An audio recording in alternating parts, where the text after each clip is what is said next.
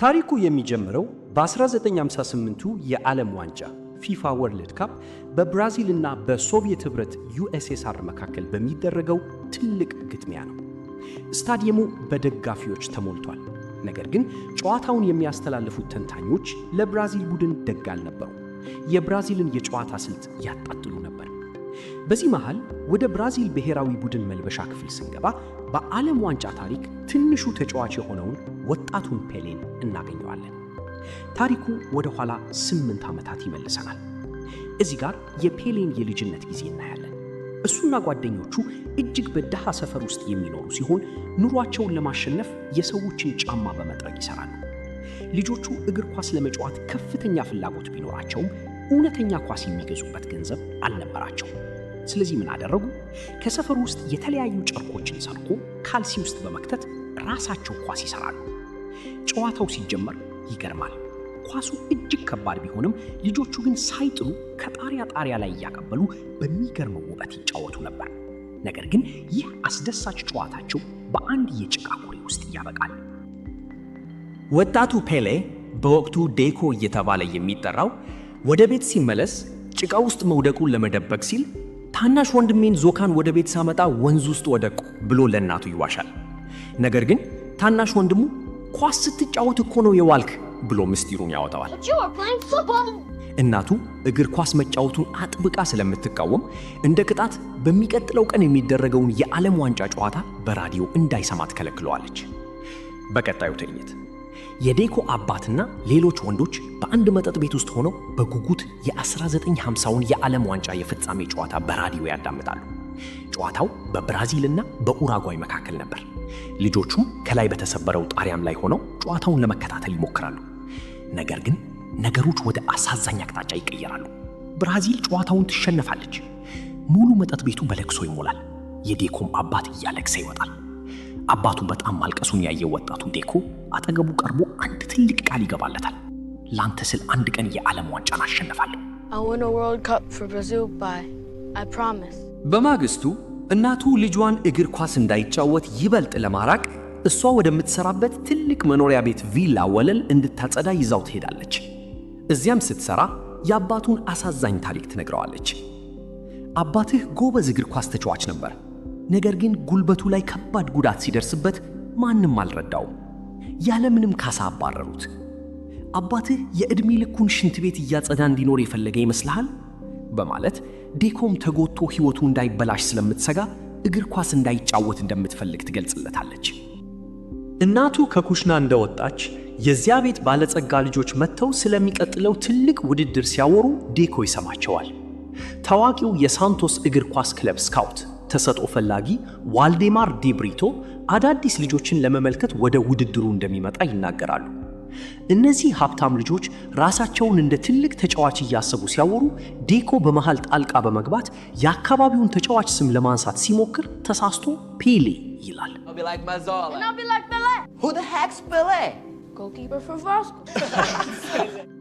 ሀብታሞቹ ልጆች በስሙ በመሳለቅ ማን ነው ፔሌ የሚባለው? የበረኛ ስም እኮ ነው እያሉ ይሳለቁበታል። ከዚያ ቀንም ጀምሮ ፔሌ የሚል የፌዝ ስም ያወጡለታል። የቡድኑ ካፒቴን ሆሴ የዴኮን የውሃ ባልዲ በመምታት ያፈስበታል። እናቱ ስትመለስ ልጇ ጥፋተኛ ባይሆንም ይቅርታ ጠይቃ ይዛው ትወጣለች።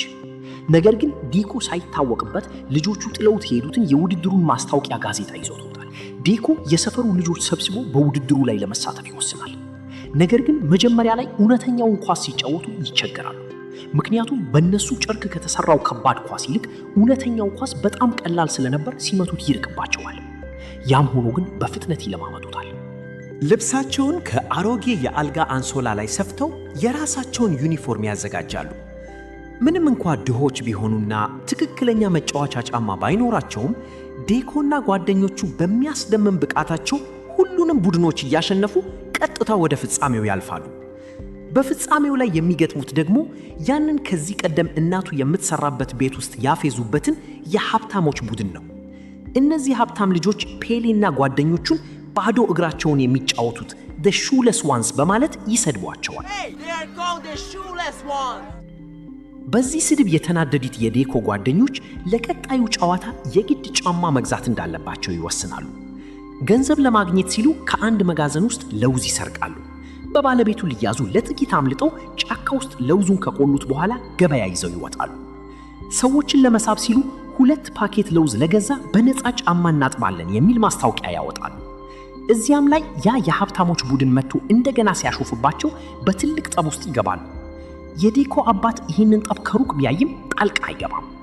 ቤት ሲመለስ እናቱ በፊቱ ላይ ያለውን ቁስል አይታ ስትጠይቀው አስተማሪዬ ነው የመታኝ ብሎ ይዋሻል። እናቱ በጣም ተናዳ በማግስቱ ትምህርት ቤት ልትሄድ ስትል አባቱ ጉዳዩን እኔ እፈታዋለሁ በማለት እርሱ ሊሄድ ይስማማል።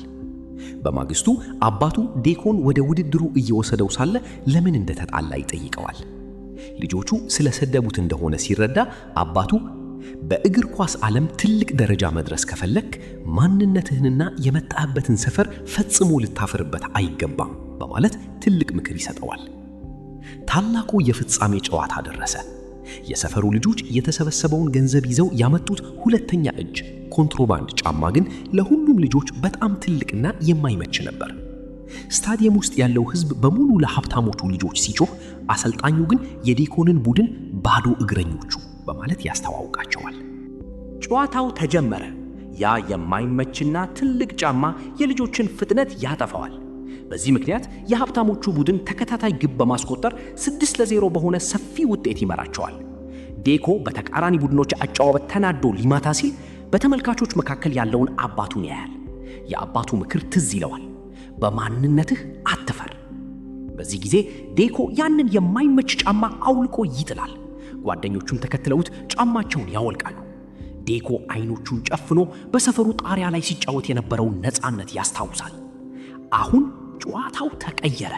በባዶ እግራቸው በሚያስደንቀውና ውብ በሆነው የብራዚል የጎዳና ላይ አጨዋወት ጂንጋ ተቃዋሚዎቻቸውን ማዞር ይጀምራሉ። የዴኮ ቡድን ተከታታይ ግቦችን በማስቆጠር ውጤቱን 6-5 ያደርሱታል። በሚያሳዝን ሁኔታ ግን ሰዓቱ አልቆ ጨዋታውን ይሸነፋሉ። ነገር ግን ስታዲየሙ ውስጥ ያለው ሕዝብ በሙሉ በእነሱ አጨዋወት ተደንቆ ፔሌ ፔሌ እያለ ይጮኻል። የሳንቶስ ክለብ ስካውት ዋልደማር ለአባቱ የቢዝነስ ካርዱን ይሰጠዋል። ነገር ግን ጨዋታው እንደተጠናቀቀ ያ ለውዝ የሰረቁበት ሰውዬ በፖሊስ አስከብቦ ሊይዛቸው ሲመጣ ልጆቹ ሮጠው ጫካ ውስጥ ይገባሉ። ድንገት ኃይለኛ ዝናብ ይዘንብና የመሬት መንሸራተት አደጋ ይከሰታል። የዴኮ የቅርብ ጓደኛ በአንድ ጉድጓድ ውስጥ ተቀብሮ ይሞታል። ዴኮ በጓደኛው ሞት ራሱን እየወቀሰ በከፍተኛ ሐዘን ውስጥ ሆኖ ከእንግዲህ በኋላ እግር ኳስ ፈጽሞ አልጫወትም ብሎ ለእናቱ ቃል ይገባል። የአባቱ የሳንቶስ ካርድ መሳቢያ ውስጥ ይቆለፋል። ዴኮን ከዚህ ሐዘን ለማውጣት አባቱ አብሮት ሆስፒታል ውስጥ ሽንት ቤት እንዲያጸዳ ይወስደዋል።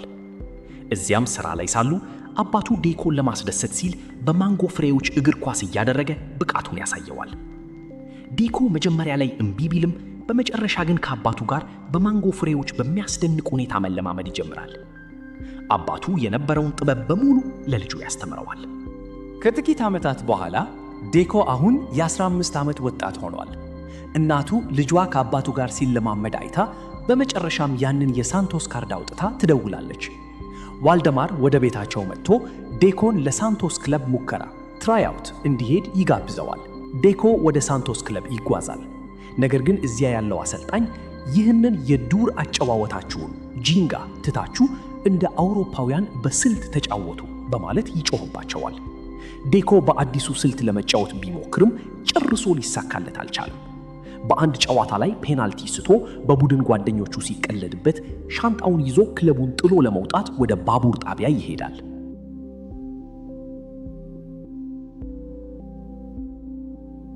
ዋልዴማር ባቡር ጣቢያ ድረስ ተከትሎት በመሄድ ታሪካዊውን የጂንጋ ታሪክ ይነግረዋል። በ16ኛው ክፍለ ዘመን ፖርቱጋላውያን አፍሪካውያንን በባርነት ወደ ብራዚል ሲያመጡ አፍሪካውያኑ ራሳቸውን ለመከላከል ካፖየራ የተባለውን የውጊያ ስልት ፈጠሩ። ባርነት ሲያበቃ ይህ ስልት በሕግ ተከለከለ። ነገር ግን ተዋጊዎቹ ይህንን ስልት ሳይታሰሩ ለመለማመድ ሲሉ ወደ እግር ኳስ ቀየሩት። ይህ ነው የብራዚል መገለጫ የሆነው ጂንጋ። በ1950 በደረሰብን ሽንፈት ምክንያት ሰዎች ይህንን ስልት ቢጠሉም አንተ ግን ማንነትህን ለዓለም ማሳየት አለብህ ይለዋል። ፔሌም ባቡሩን ትቶ ይመለሳል። በሚቀጥለው ጨዋታ ፔሌ የአሰልጣኝን ትዕዛዝ ወደ ጎን በመተው በራሱ የጂንጋ ስልት መጫወት ይጀምራል። ኳሷን በአየር ላይ ያሽከረከረ በሚያስደምም ሁኔታ 4 ግቦችን ያስቆጥራል። አሁን የ15 ዓመቱ ታምረኛ ወጣት በቀጥታ ከታናናሾች ቡድን ወደ ዋናው የሳንቶስ ፕሮፌሽናል ቡድን ያድጋል። የ1958ቱ የዓለም ዋንጫ ደረሰ።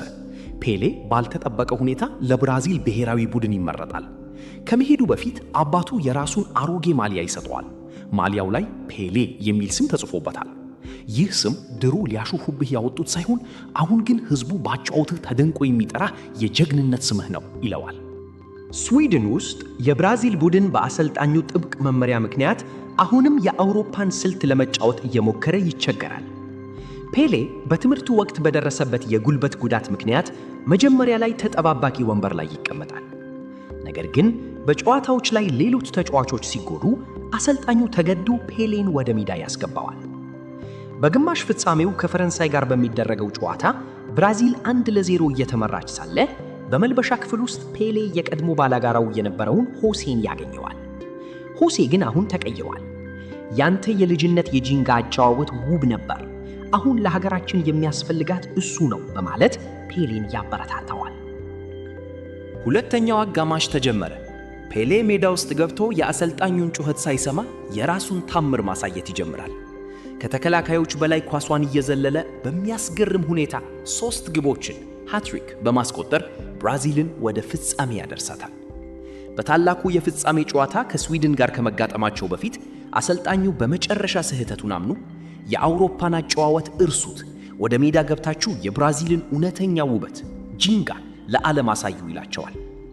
ሰኔ 29 1958 የዓለም ዋንጫ ፍጻሜ። ጨዋታው ተጀምሮ በአራተኛው ደቂቃ ላይ ስዊድን ጎል አስቆጥራ ትመራቸዋለች። ነገር ግን የብራዚል ተጫዋቾች አልደነገጡም። ፔሌና ጓደኞቹ በሚያስደነግጥ የዳንስና የጥበብ አጨዋወት ስዊድንን ያናውቷታል። ፔሌ አስገራሚ ግቦችን ያስቆጥራል። በመጨረሻም ጨዋታው 5-2 በሆነ ሰፊ ውጤት ተጠናቆ ብራዚል በታሪኳ ለመጀመሪያ ጊዜ የዓለም ዋንጫን ታነሳለች። የ17 ዓመቱ ወጣት ፔሌ በደስታ ብዛት ሜዳ ላይ ራሱን ስቶ ይወድቃል። ጓደኞቹ በትከሻቸው ላይ አንስተው ያከብሩታል። የገባውን ቃል ፈጽሟል። June 29, 1958, the day Brazil won our first World Cup. Everything felt like a dream. It had only been 18 months since I first left home, but it felt like years. My mother and father came out to meet me, and Dad reminded me of the promise I made 8 years earlier. በመጨረሻም ፔሌ በዓለም ታሪክ 3 የዓለም ዋንጫዎችን ያነሳ ብቸኛው ተጫዋች ሆኖ ይመዘገባል። ነገር ግን እሱ የሰበራቸው ክብረ ወሰኖች በሙሉ ቢኖሩም በአንድ ጨዋታ ላይ በጭንቅላት 5 ግቦችን የማስቆጠርን ክብረ ወሰን ግን ፈጽሞ ሊሰብረው አልቻለም። ይህ ታላቅ ክብረ ወሰን እስከ መጨረሻው የጸናው በራሱ በአባቱ ስም ነበር።